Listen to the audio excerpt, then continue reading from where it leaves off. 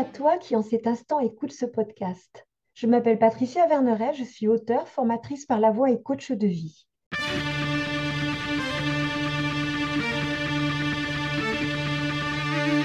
De par les cours que je donne, je suis en lien avec des jeunes gens entre 18 et 25 ans. Il m'a semblé intéressant d'écouter les questions qu'ils se posent et de leur apporter, sans aucune vérité absolue, des angles de vue différents, pour leur donner des clés qui les aideront peut-être à écouter la vie en eux qui saura les guider à cheminer sur leur propre chemin. Mais justement, par rapport à apprendre à s'aimer, en fait, enfin, pour moi, c'est assez récent de voir euh, que s'aimer, c'est quelque chose de positif. Enfin, j'avais plutôt vu ça comme quelque chose de négatif avant parce que j'avais en tête plus le trop s'aimer. C'est plus un défaut que je voyais dans certaines personnes.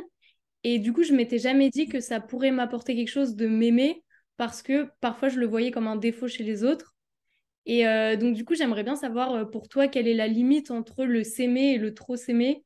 Et parce que c'est vrai qu'on m'avait déjà fait la remarque, mais il faudrait que tu t'aimes plus, etc. J'étais là, mais non, c'est un défaut pour moi, faut pas s'aimer. Enfin, et voilà, plus je grandis, plus je me rends compte que si, mais ça reste quand même quelque chose de récent pour moi. Et du coup, je voulais savoir quelle était la limite pour toi.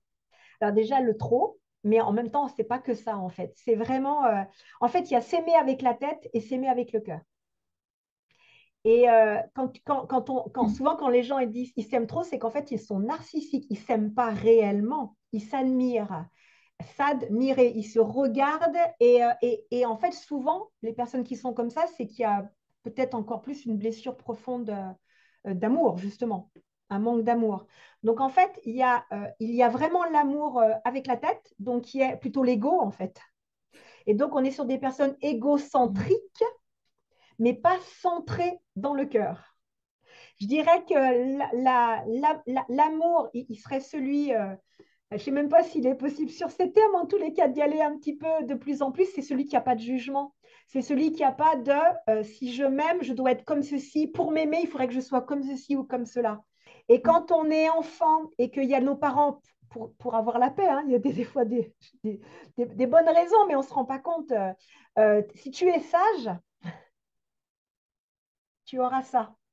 Donc, ça veut dire à un moment donné que l'enfant, il a peut-être envie d'hurler pour X raisons, hein, parce qu'il a envie de s'exprimer et qu'il ne sait pas qu'hurler, ce n'est pas bien dans la société. Donc, il y a les règles de la société. Et puis, il y a tout ce qu'on a envie de faire quand on est gosse et qui peuvent être toutes bien étouffées. Et ce qui fait qu'au bout d'un moment, eh ben, on n'est plus soi. Les accords Toltec, je ne sais pas si vous connaissez, ils parlent de domestication. Nous sommes domestiqués. Et comme nous sommes domestiqués, c'est-à-dire conditionnés aux règles de la société, aux règles d'éducation, suivant comment nos parents ont été éduqués, nous-mêmes, etc., ce qui fait que la notion d'amour, elle est souvent tronquée, tu vois. C'est-à-dire qu'on est, bah tiens, il y a une différence entre je suis aimable, parce que l'autre, il va m'aimer, alors que l'autre, il est par rapport à ses références. Si tu es sage, je t'aime, je sais pas, hein, là, c'est des trucs. Ou alors, je sais pas, enfant, oh là là, tu as des super bons résultats à l'école, oh là là, ma fille ou mon fils, mon Dieu, mais tu es magnifique, quoi. Donc, tout ça, ça se mélange, alors que ce serait juste tu es magnifique, point. On s'en fout des résultats, vous voyez ce que je veux dire?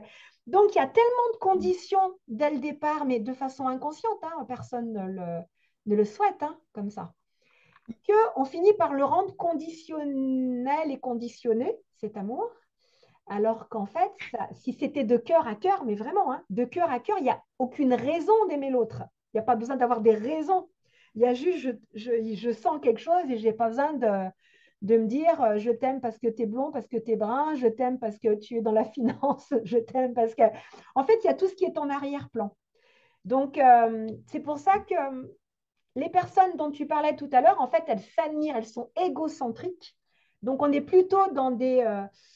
le jour où la mode change, elles vont peut-être plus s'aimer, hein, parce que, je ne sais pas, peut-être qu'avec, on voit par exemple au niveau des mannequins, la mode à un moment donné est d'être très très maigre. Si à un moment donné la mode revient à être beaucoup plus en chair, eh ben, les très très maigres ne s'aimeront plus.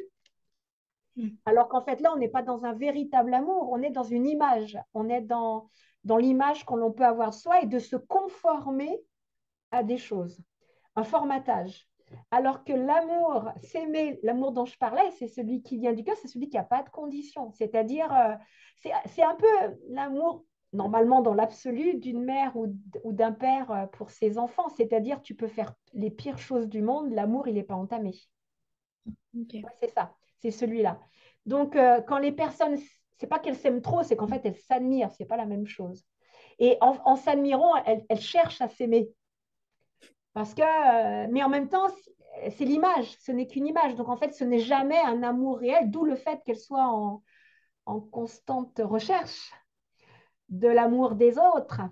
Et puis, quand on a beaucoup manqué, des fois, on va chercher à le combler à l'extérieur, alors qu'en fait, à un moment donné, quand on finit par s'aimer de mieux en mieux, on va dire ça comme ça, de façon plus juste, eh bien, c'est pas qu'on n'a pas besoin de l'autre, c'est que l'autre, c'est la cerise sur le gâteau et que du coup, on peut s'accompagner et on n'est pas en train de combler qui fait que le jour où c'est comblé, c'est terminé, ou le jour où l'autre ne comble plus, c'est terminé.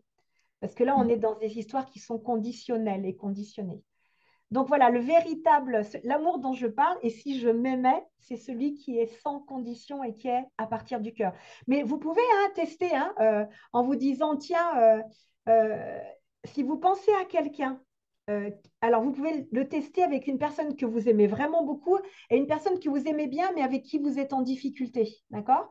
Et vous cherchez à écouter l'amour que vous avez dans le cœur et l'amour qui est plus mental, et vous allez voir la différence. Et de sensation et d'accueil, en fait, intérieur. Mais ce n'est pas un état facile à trouver. Hein. Et pour ça, le seul moyen, justement, c'est de s'aimer. Parce que si on s'aime, il est plus conditionné. Notre amour pour nous, il n'est pas conditionné au regard de quelqu'un d'autre. Et du coup, l'autre, quand il dit quelque chose, on n'en fait pas une affaire personnelle. On dit il doit dire ça parce que ça, mais ça n'a rien à voir avec moi, voyez. Donc la dynamique relationnelle, elle est beaucoup plus saine. On n'est pas en train de faire des projections sur l'autre. Dans tous les cas, nos projections, on en est moins dupes. J'ai répondu, Faustine? Ouais, ouais, très bien, très bien. Ce podcast se termine. J'espère qu'il t'aura mis en mouvement pour te rapprocher un peu plus de ton être profond. N'oublie pas, toi seul sais ce qui est juste pour toi-même. Merci pour ton écoute.